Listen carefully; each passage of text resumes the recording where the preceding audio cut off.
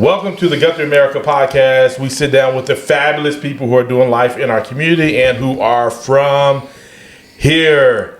Because I believe every story should be told. I'm your host, Heady Coleman. Today I am sitting down with Dane Lausen. Before we jump into this conversation with Dane, would you please go ahead and subscribe to the YouTube, all the things, Spotify, Apple. Subscribe, leave a review, leave a comment, talk to me, and I'll talk back to you.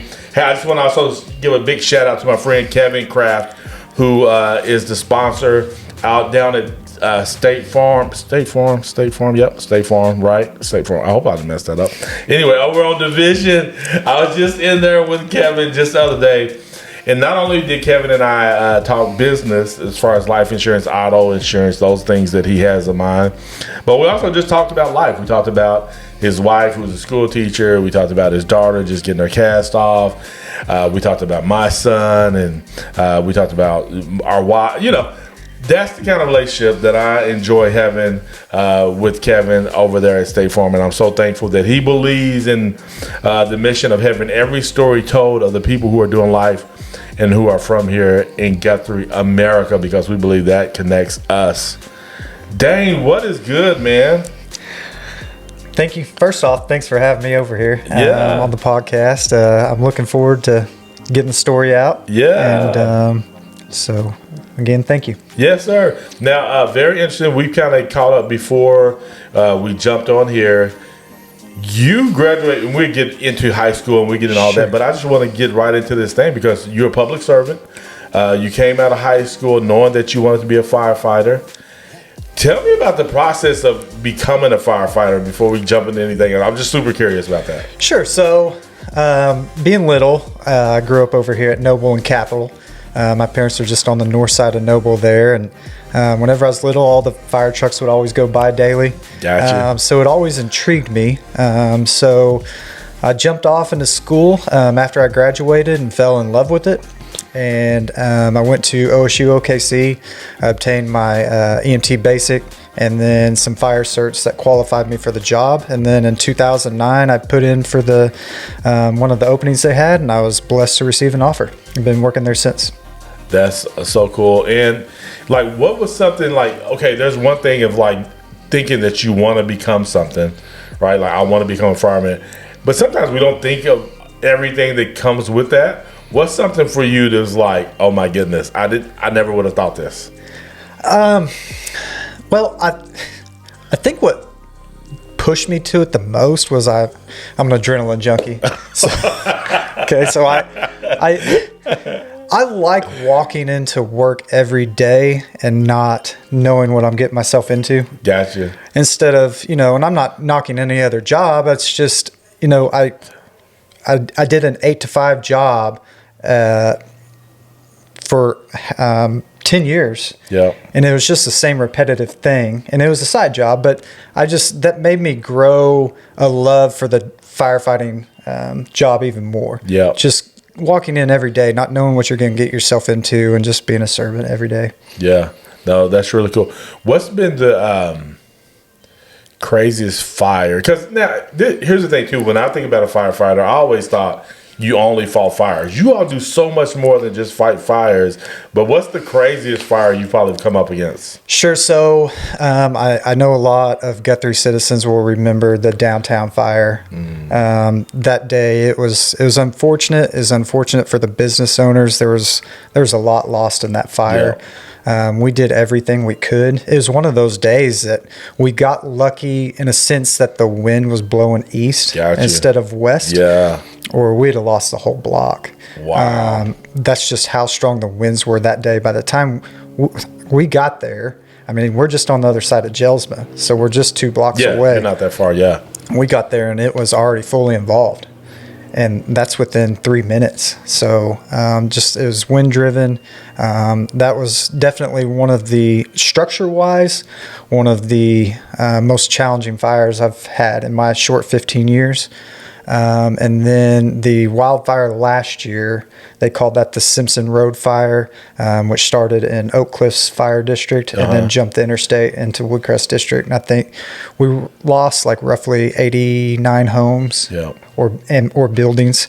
That was intense because it's one of those days, again, the ingredients were just right for a disaster. And unfortunately, it struck our community, and it was an unfortunate day. Yeah. Now, you said that one was last year. Which fire was that? We used to live on Post Road, and they evacuated us. Do you know what year that was, by chance? I do not. Oh, my God. It may have been before 2000. Well, maybe before 2009, but it was out there off like Post Road and 105. Sure. Just kind of all out that way. But it was the first time they evacuated us and everything because it was. But I can't remember what year that was. My wife might. Bernadette! Sure. She probably not listening to me. Yeah, because like on days like that, I'm sure the conditions are just prime. Right now, we're actually getting into fire season. Yeah. For hold that thought. What year was that they evacuated us from Post Road? When did we move to 505? Wow. Was it the same year? No? It was a year before. So 2015, 2014, somewhere. Yeah, you would have been. Yeah, I would have been there. I've been there since 2009. I was just talking about fire. He's a fire, so I'm talking about fire. Sure. That's my wife. Bernadette. Yeah. That's what you. Yeah. But yeah, so fire season. I didn't know there was. Tell me about fire season. This is kind of like funeral. Not. I didn't know there was a season for. What's my man's name? Asa Nelson. Yes. Was telling me like there's certain seasons when deaths go up versus. Interesting. I never knew that. Right. Yeah, what's sure. fire season? So basically, we're getting to the months where our temperatures are starting to rise. Our humidity, we run into days where our humidity drops a lot. That plays a factor, and then the winds pick up. And our grass right now, as you can still see, is dormant outside. Okay. So fire loves that. So in the summertime, if we're getting rain and stuff's green, it doesn't burn as easy because there's moisture in the fuel. We call it a fuel load. Okay. But yeah, like right now, if you walk across, go over in your yard or the temple over here and walk across the grass, it just crunches. You can hear it crunch. It's just dormant. So on windy days, low humidity and heat, that's where fire basically thrives. Wow, yeah. So that makes sense. Yeah. So fire season. So what? Or is this a time where they kind of do they put the ban on different things? Is that not the case? We may have to look into that if we don't get any rain. Okay. In the near future, because the conditions are so dry. And then we had the summer rains last year. We had a decent summer for moisture, so everything's tall, in which I said we go fuel load. So everything's overgrown right now, which is prime for burning right now in the fire season with where the grass is dormant. And so there's definitely a danger out there. So I'm hoping we can get some moisture soon. Gotcha. All right, so we're going to come back to firefighting. We'll come back to that because I want to talk about calls and some of the things that, just talking to people like Jake Zerden, who's a buddy of mine. And listen, he talked about how many calls you get versus another city and all those things. Jake's a great guy. Yeah. Tell me how your friends and family would describe you. Like if they were sitting here, how would they describe Dane? Tell us. Man, that's a good question. I would hope they would say loyal. I've been at Guthrie. I was born and raised here. I've been here. I haven't tried to move anywhere else as a department. Try to get on anywhere else. I knew I loved Guthrie. I love the department. It's nice knowing the community. There's a lot of people in the community. So I would hope that loyal would come up. Sometimes funny. I like being a jokester. I know my wife doesn't like it as much, but yeah, I think the big thing for me would be loyalty. Gotcha. Talking about your wife, how did you and your wife meet? Oh man, she's gonna kill me for talking about this. So, I knew you'd have to talk about it. It's part of your story. Sure. I don't know if you remember AOL Messenger. I remember. The funny thing is today, and we shake hands. We do this program, and one of the guys are sitting at the table. They ask the kids, "Do you know what AOL is?" right. So you had to sign in. You had to dial up and everything. Yes. And I don't. So I guess the new term today is slide into DMs. Okay. Well, yeah. so I guess the AOL Messenger was she slid into my DMs. Okay. Oh wow. So okay. she went to Edmond Santa Fe. I went to Guthrie. Yeah. It was around football season. Football was starting for them. She did Palm for Edmond Santa Fe. And at the time, all three high schools were sharing Watland Stadium, UCO. Okay, So yeah. sometimes their games would be on Thursdays or ours were on Fridays. Well, she hit me up on AOL and was like, hey, why don't you come to one of my Palm games? Okay. And we'll hang out. So the rest is history. We started dating in 2004 and have been together since. We got married in 2010. We have two boys. Their names Cooper and Luke. Our oldest is Cooper. He's 11, about to turn 12. And then our youngest is 10. His name's Luke, or 9, excuse me. He's going to turn 10 in June. Got you. So how did you convince her to, I'm assuming y'all live in Guthrie. How did you convince her to move to Guthrie? So, long story is she actually taught in Guthrie for 9 years. Oh, okay. Okay. And then while I was doing firefighting, and she actually got a job offer that she couldn't refuse. And she asked me to move like just outside of Guthrie. At first I was like, I can't do that, blah, blah, blah, blah, blah. And then whenever I stood back and started thinking about it, I was like, man, that's selfish of me to not support her career. Yeah. Because what people don't understand about firemen and that they have a wife and y'all have kids is you're basically a single parent for 10 days a month doing a 24-hour shift. Yeah. So You're talking about your wife, your spouse is, yeah. Yeah, so Sarah was doing that with 2 kids. She was supporting my career that way. And after I started thinking about it, I was like, man, it's selfish of me to not support her career as well. Sure. So we do live 2 miles outside of the Guthrie Public School District. Yeah. But it never changed my loyalty to this town. Yeah. And moving back in the future is not out of the question. Yeah. So yeah. That's good. That's you got to figure out how to support each other, and Sure. as the community grows, like when people say they live in Guthrie, normally most of them don't live in the city limits anyway. You know what I'm saying? Sure, And so I think those are some of the things that just come with marriage and life. Right. Yep. Which is really cool that we get the opportunity to kind of support each other in that way, and not even thinking about the role of the spouse, like with firefighters, or even when you're married to a teacher, like how involved teachers have to be. Like there's a lot of times you just got to anticipate them not being as involved just because of the duties of their job. Sure. Exactly. No, that's exactly right. And so, and with a fireman, I definitely understand that. Now, one of the things is I always find like firemen have some of the cool side hustles. Like, did you ever have a side hustle? So that my days off, I was working at a pharmacy, and I think I said I did 10 years. I think I did 12. Is that what that the 8 to 5 kind of? Yeah. And it actually kind of prepared me for this job because I was dealing with the medicine all day, and you start learning, what certain medicines for what. So I could walk into a house on an EMS call and gather a history just off of the medications they took. Yeah. So it was a very good job for that sense of my permanent job. Gotcha. Talking about growing up in Guthrie, you said you're over here on Noble in Cleveland. I think that's what you said. Capital. Noble and Capital.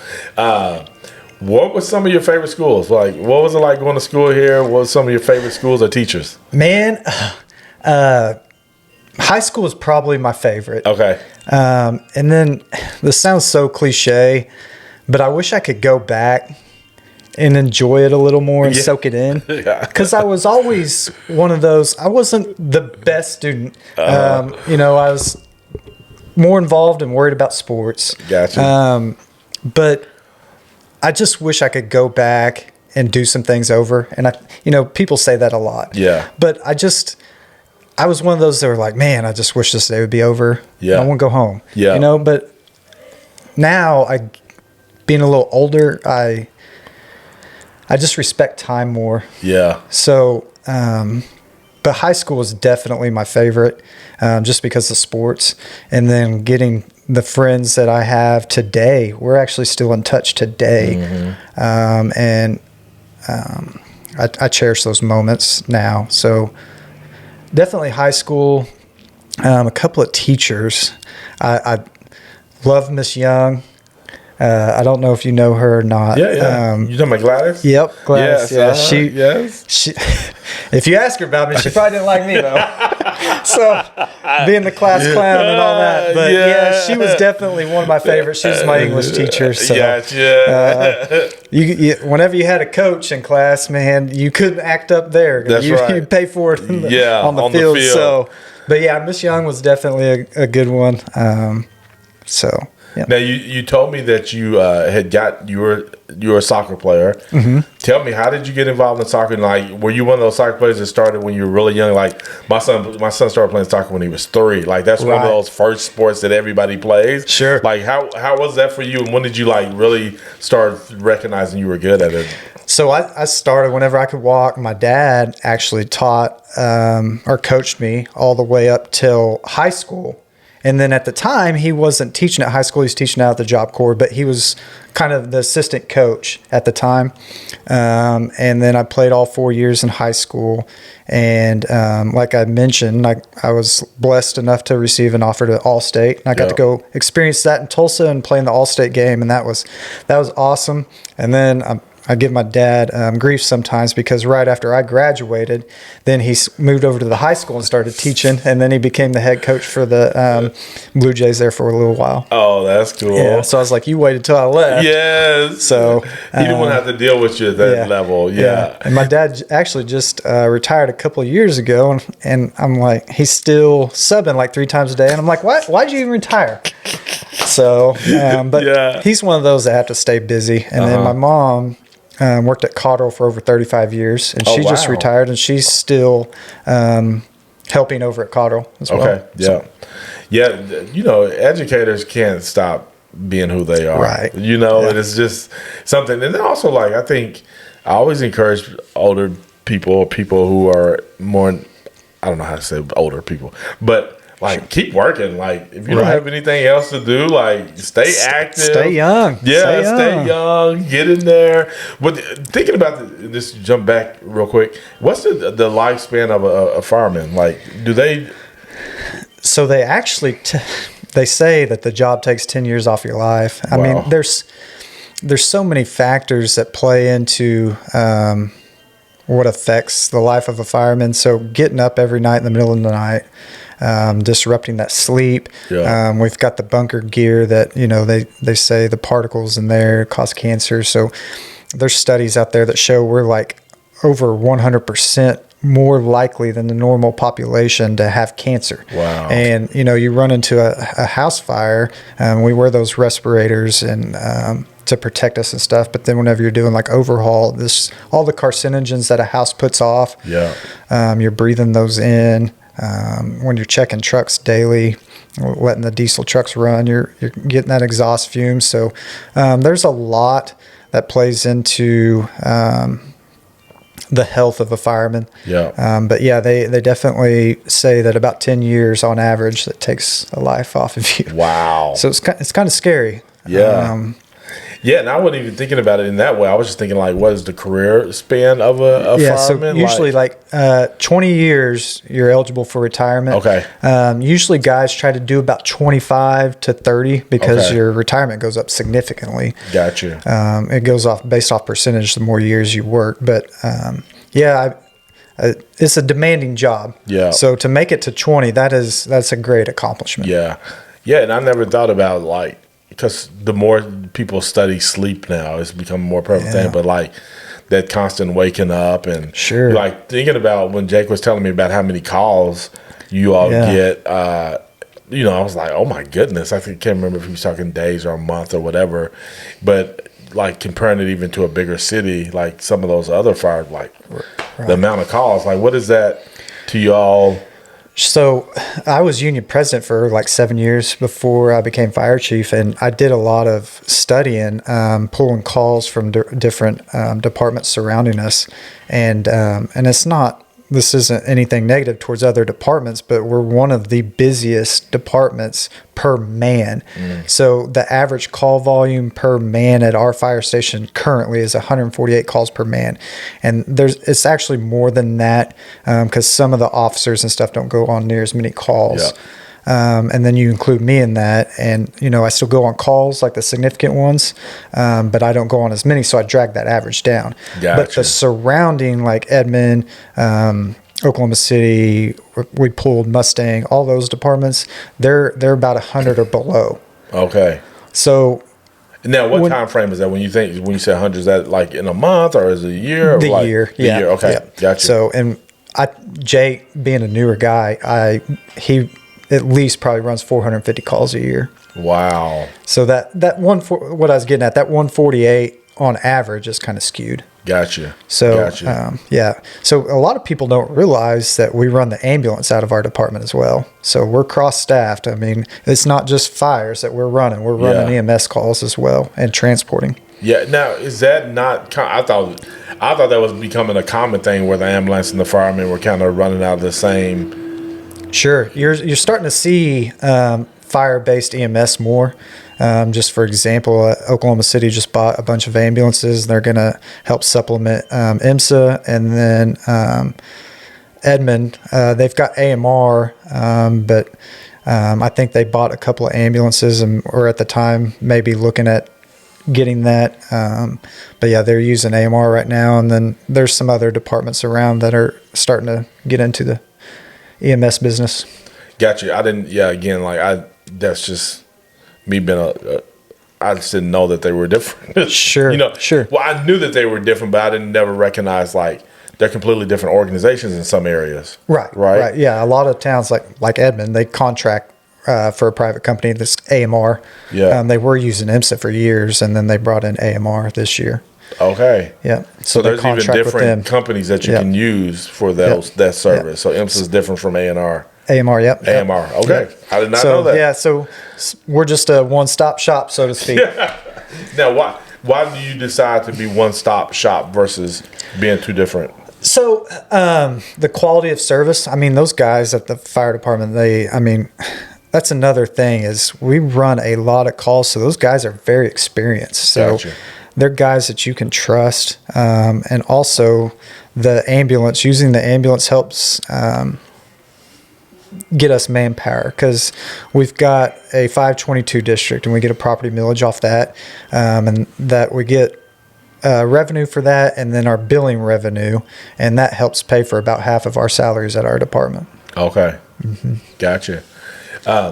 Let's kind of go back to your wife a little bit. She's is she still in education? She is still in education. Still in education. What is that like being married to somebody in education? We just talked about supporting one another, and I know education is it's a lot. And I don't know what a particular role she's in right now, but what's that like for you as a husband supporting a wife in education? Oh, man. So she'll kill me again for saying some stuff, but I get home sometimes and she'll start talking to me like I'm one of her third graders, and I'm like, babe, come on now. Yeah. She's like, you need to go do this. And I'm like, hey, you're out of the classroom now.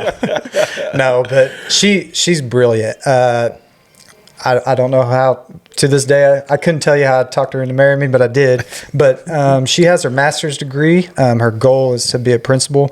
But yeah, just watching her, how she educates, and it's pretty inspiring. Then not only does her job stop when she leaves work at 4:00, she comes home and works with our boys. Yeah. So our boys are very blessed to have that as well. I'm blessed to have it. She goes above and beyond. It's awesome to see. Yeah. What's something that people probably don't think about being married to a teacher? That's a good question. Outside of them sometimes treating you as though you're one of their students, which right. I'm sure that's normal. Right. One thing, I think a lot of people understand or know this, but how much time they put outside of school and then how much of their own funding that they use to help educate their kids. Yeah. So, just for example, a kid would come to school, it's 20 degrees outside and I have a jacket. She's like, I'm going to get him a jacket. I'm like, yeah, absolutely. Yeah. The kid doesn't come to school with supplies. Like, I'm going to go get the kids school supplies. I'm like, do what you need to do, Yeah. Just, it's awesome. So she goes above and beyond, and teachers, it's in my family too, so it kind of holds a special place in my heart. Yeah. But yeah, the teachers are amazing. Did you think, now that you think about it, both your parents are educators, did you ever think like, I'm going to marry somebody in education? Right. Yeah. It's not like you'd be running because you knew the lifestyle of an educator. And you like, there's no way in the world I'm marrying a teacher. Yeah. But now you married, that's crazy. I just thought about that. Yeah. Were your parents like, yes. Right. No, and she's built for it, man. She has such a compassionate heart. And like I told you, I don't know how to talk her into marrying me, but I did. Yeah, for sure. And now that you got two boys? 2 boys. Yeah. And so what's it like when they see you as a fireman? Like for me, when I was a kid, like a fireman was like a superhero, right? And I don't know how kids look at firemen now. Firemen, police, like these are roles that's like, oh man, one day I want to be a fireman. I want to buy a fire truck and all these things. How do your boys respond to you as a fireman? Oh man, so it's kind of funny. So we always joke that my oldest looks like me, acts like my wife. My youngest looks like my wife, acts like me. And so whenever they come up to the fire station, my youngest, man, he has no fear. Okay. And the both of them eat it up, but the youngest one, he really does. So I'm kind of telling on myself, and my wife knows about this, but I left on a call when they were both up there. And I get this video that my youngest, he's all the way up in our ladder truck with one of the firemen, 110 feet up in the air. So I send this video to my wife, and she's like, they're never going to the fire station with you again.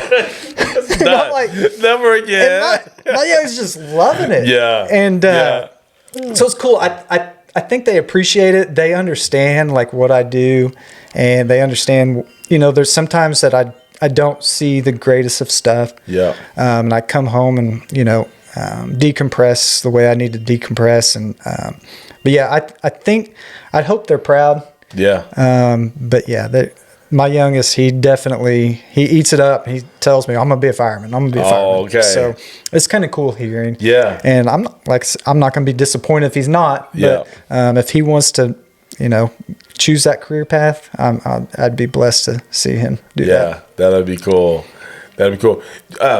Going back to your parents as well, so growing up with parents in education, like, was that hard as a student? Like, whenever you have parents who are in education, what is that like growing up? And then a small town, like everybody already knows everybody kind of feel. Then you're a teacher's kid. It's funny you bring that up, because whenever I told you I was ornery. So at Cotterell, every time I got in trouble, I'd have to go to the principal or the office, and then my mom would be like, "What did you do now?" And I was terrified of my mom. So if they were like, "We're gonna call your dad," then I'm like, "Yes, please do." Yeah. But I got into some trouble at Cotterell, so I get drugged down to the principal's office. She'd be in there, and I'd be like, "Oh man, here we go." So being through that, they knew everything. Yeah. So they knew who to call. Yeah. Mr. Lawson, your son. So that was interesting having that side of things growing up with them being educators. It's almost like, they say preachers' kids are the worst. And it's kind of like, are teachers' kids, are they the worst students? Right. Because they just, I don't know what it is that makes us want to act out when our parents are connected to something. Right. But, so do you think it was more that, like, or are you just like, I was just a straight up ornery kid? I don't think it had anything to do with my parents as teachers. I was just an ornery kid, man. And looking back, so my kids will do something ornery, and I'm like, man, I was the same way. So I give them a little bit of leniency, but I think there's even one time I jumped on a globe for whatever reason. My mom was so upset. At the school? Yeah, like at the school. Globe? Yeah, and the janitor had to bring a bicycle pump in and pump it back up, and she was just so disappointed. But I always tell her, like, hey, I turned out okay. That's right. That's right. You know, so right. I was honoring you. But it's funny because my mom's always like, my youngest, he'll give me some grief, and she's like, that's you, and that's your payback. So yeah. Now, did you have any siblings? I had an older brother that unfortunately passed away. Okay. And then a sister, and she's older, and they were both with my mom's first marriage. Okay, they were adopted. So gotcha. Yep. Gotcha. Tell me about your love for OU. I heard that you have a real love for OU. Gosh, Is this who true? told you that? Justin Fortney who told me that. Oh man, yeah. His wife actually has a love for OU too. Yeah, man. So we watched a football game together, and man, she was throwing out stuff, and I was like, goodness, you're quizzing me. Yeah. So she knew some stuff. Yeah, my wife, she knows when a game's on. Just go in the other room. Yeah. You know, if we're having a bad game. Yeah. I feel like I've tried to get a little better, but I'm very passionate whenever it comes to OU football. So yeah, if they're not having a good game, it upsets me. When did you was it your parents that were OU fans? How did you become an OU fan? My dad was an OU fan, Okay. So I took after that. So yeah, about the only thing that I didn't follow him in was the NFL. He likes the Arizona Cardinals. I don't like the Arizona Cardinals. So who's your NFL team? I'm a Steelers fan. They obviously haven't been doing good. So okay. But the NFL doesn't affect me near as much as college football, man. That's my sport. That's the one that drives you up the wall. That's the one that drives me up the wall. Yeah. Well, they've been pretty decent for a while. Yeah, you know? we've been spoiled as fans. Yeah. So when you have those, I don't know, 5 and 7 season or whatever they had a couple of years ago, you need it every now and then. Bring you back down there. Bring you down, humble you a little bit. Yeah, absolutely. What is the team looking like for the upcoming season? Man, heading into the SEC. Is this the first year? This is the first year. Okay. Yep. So it'll be an interesting season. I think they've got them projected at 7 wins out in Vegas. So it'll be interesting.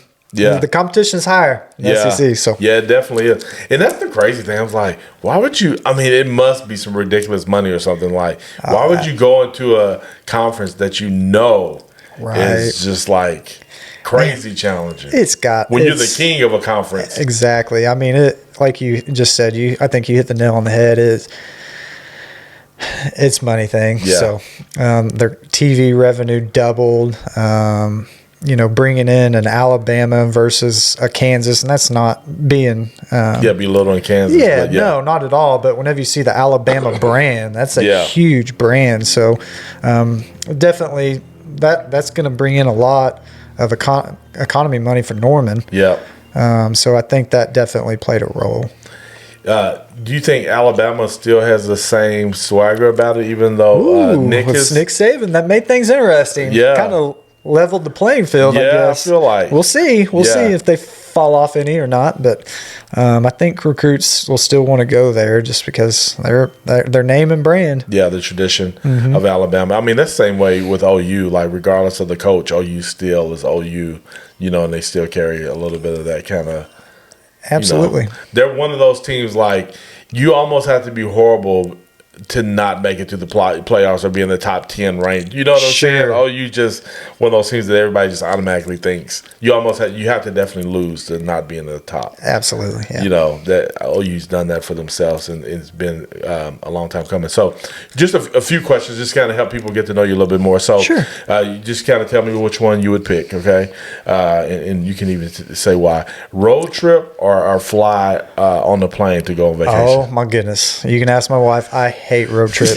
Oh, man. I hate road trips. Why? I do. Are you impatient? I'm impatient. I am. And even in the airport, oh, man, my wife gets so frustrated. The plane's not fast enough for you. Right? Man, we can't even drive 20 minutes. And my kids are like, are we there yet? Yeah. So I'm the same way. I can drive by myself, but I still don't. I don't like being in a vehicle very long. Okay. So, but yeah, I would choose to fly over driving. Now, are you a big vacation person? Is that something that y'all do regularly? I am. We're big beach people. Okay. So I think we're going to try to take the boys to Mexico this year. We found a resort down there that has a bunch of slides and stuff. So Gotcha. they've been bothering us to go on a trip. We haven't gone on a trip in about 4 years with them. So they're wanting to do something. So I was like, all right, well, it's time. And the older they get, the more it makes sense to me because then they can remember it. Exactly. You know? Exactly. And so, yeah, that's good. Okay, here's the next one. Would you rather go to the movies or stay at home and watch Netflix? Stay at home. Man, my wife will make fun of me for this one too, but I get home, I get my recliner, I get my heating blanket. No, you're too young. Yeah. You're too young. I kick my feet up. I get my two dogs in my lap, and I will hang out and watch Netflix. Yep. You're too young, not the recliner. And not to mention how expensive the movies are. Yeah, it is. Yeah, it and is then crazy. I can't ignore the popcorn. I gotta get popcorn. I gotta get a pop. That's right. And then by the time it's all said, $125 in. Yes, yeah. Yeah, especially if you bring the kids with you. Like, it gets expensive. And then I'll have my quick. heating blanket. That heat blanket is serious. Yeah. It's serious Hey, you business. know what's funny is, speaking of high school friends staying in touch, one of my friends used to give me so much grief about a heating blanket. Dante Foster. You know Dante Foster? Yeah, I know Dante. Yeah, so, I mean, we talk every day. That guy was making fun of me so much for a heating blanket. Well, Paige got him a heating blanket, and now he uses it all the time. So I'm like, hey, man, see, you can't knock it until you try it. So he's got him a recliner and a heating blanket, too, I don't know if he's got a recliner yet, but he needs to do that, too. That is hilarious. All right, here's another one. So you kind of already answered this, but mountains or beach? Beach. 100%. All day long. I do like the mountains, but I don't like being cold. So heating blanket, there you go. Yeah. But yeah, I love the beach. I like sitting in the lawn chair or whatever chair they've got at the beach and just listen to the waves, put my feet in the sand and relax. Gotcha. So, gotcha. Go out to eat or cook at home? Go out to eat. I don't like cooking. So my wife will tell I got to give her all the credit for this too. She cooks. She cooks every meal. Basically, I'll grill when the weather's nice, but man, I hate cooking. And she'll tell you the same. She doesn't like it. So, but now we're at the point where going out to eat with two boys, they're not on the kids menu no more. No, you getting 4 adult meals. Man, so it gets pricey. Yes. But yeah, going out to eat, definitely. So what's your favorite meal? Let's 2 different meals here. Favorite meal if you're going out, favorite meal if your wife's cooking. So probably favorite meal going out, probably a steak and potato. Okay. And then whenever she's cooking at home, she does this chicken and noodles. Okay. And it's good. It's the bomb. Yeah, That's the one. That's the one. That's the one that hits the spot. That's the one that hits the spot. Yeah. All right. Would you rather? So if you had the choice to go overseas or stay in the States, man, for vacation, I like checking other places. So okay. I've been blessed to be able to go check out like Jamaica, Dominican Republic, Cancun. I like going outside the States. Okay. So, even, I love Florida, but it's cheaper to go. You might as well go out of the country. Yes. Just as Yeah. cheap. Yeah. And you got the all inclusive. So, Have you done a what do you call it, cruise? I have. So my wife gets really motion sickness. Oh, okay. So we can't feed into the road trip point. She does not like being in a car. Oh, okay. So, man, and me being cold, she'll have the AC on whenever it's 30 out. She's like, I gotta have air. I'm gonna get sick. I'm over here just freezing. So where's my heat blanket? Where's my electric blanket? Right. Yeah. Yeah. So, yeah. I like going outside the country and exploring other places. Gotcha. What's something that people who are listening that know you may be surprised about? Like they know who you are, but they don't know you. What would be something that they'd be surprised about you? Oh, that's a tough one. Be surprised about. I'll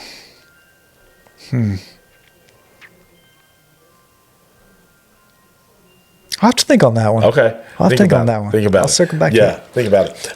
What is it like working for the city? Man, And this didn't have to be Guthrie specific, but just like, what is it like working for your city? I love it. Just knowing a bunch of people. So just to kind of hit on the fire department deal, when Chief Harlow told us he was retiring, it kind of worried me a little bit, just because we're also having a changeover with city manager. Yeah. So I got to talking with my wife. I was like, man, that's a lot of changeover. And me being here, I'm not saying I was the best candidate, but me growing up here, born, raised, knowing some people, just knowing how our department operates, I thought I could provide stability to that situation. So I put in for it, and I was blessed to receive an offer for the job. And I thought I was going to provide stability for the new city manager, Eddie. But in turn, he's actually provided me stability. Yeah. And man, that guy, I cannot say enough about him. Yeah. He's awesome. And I truly hope he sticks around for a while, because he's doing some good things, and he's actually brought stability to me, and I use him as a crutch a lot. Yeah, that's cool. But that's great that you were thinking about it in that way. It's kind of like, hey, the change of leadership, it really can be hard on the community, exactly, and for our city, and I may could be able to help kind of stabilize that based on being around. Even for a town like Edmond, a new fire chief and city manager, that's a lot. Yeah, that's a lot. So. It's gone well. The changeover's gone well. The guys at the fire department's treated me well. I can't say enough about them. I had some older guys. I think Eddie talked to all 3 battalion chiefs that have been there 25 plus years and vouched for me, so I couldn't thank them enough. But I love working in this community, and knowing the people and just giving back to a community that's given me so much growing up. Yeah, no, that's really cool. What is something leadership-wise that you kind of lean into is your strength to help you kind of continue to lead and serve your team well? Man, I feel like communication is a big deal. Guys just want to be involved. And one of my biggest things is, sometimes people are like, we've been here, done that, and everything. So one of my biggest things was, whenever I first started this career, an instructor told me, once you think you know everything is when you need to get out, because you're going to get yourself hurt or killed, basically. And that's always stuck with me. So my wife gets annoyed, I think Eddie, the city manager, because I always say short 15 years. I've only done this for a short 15 years. I don't know everything. I'm still growing, but I just try to be open-minded to the younger guys, because, they may not have the experience whenever they come in, but they may have picked up something in school that is going to be very beneficial to today, how we operate. Our job is continuously revolving. I mean, it's something new every day. Like I mentioned, I love walking into that job every day just because you don't know what you're getting yourself into. Yeah. No, that's good. That's really good. Whenever you hear community wins, what does that mean to you? Man, so this week, we ran out of water. I made a simple post on Facebook that says, hey, can we get some help for donations? And there's truckloads. I mean, this community, it's humbling to see, and I'm just so happy to be a part of it. But the way this community rallies when someone's in need, it's amazing. I mean, Friday nights at the football, I mean, the town shuts down. People gather up, it's awesome. And I'm kind of very blessed that Eddie made me take this leadership Guthrie class. That you were a part of. The first class, because going around to these other businesses and all that, and seeing what they do that I didn't necessarily know being here, just the involvement that they have. Brittany Timmons, man, I can't say enough about her. She's always in the community. But just how we're so tight knit, and if someone needs something, you just ask. You just ask. That's cool.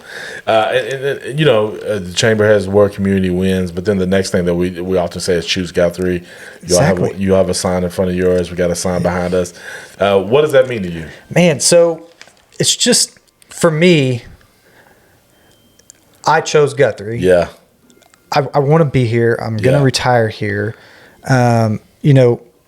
Invest into the community. I'm I'm not saying I'm the best fire chief ever, but showing up every day and just doing the best job I can do. Yeah. And taking care of the guys and then taking care of the citizens. I'm trying to get to that place where it's something that the, personnel back at the station deserve, but most importantly, our citizens deserve. Yeah. So, choose Guthrie. There's another feeding into what we needed, The businesses were like, hey, this department's in need. We're choosing to help them out. Yeah. It's awesome. I can't say enough about this small town. That's cool. Dane, I appreciate you taking time out of your busy schedule to sit down with me. No, I appreciate you having me. I'd love to come on anytime. Yeah. Thank you so much. You got any parting words, last thing you want to say to the... Just thank you for having me. And then I hope, people see this and get to learn a little bit more about me and what I'm about. So I can't thank you enough as well. That's cool. Well, ladies and gentlemen, hey, again, we are on a mission to have every story told of the fabulous people who do life in our community, who's from here. And the last question I always like to ask is, will yours be next? See ya.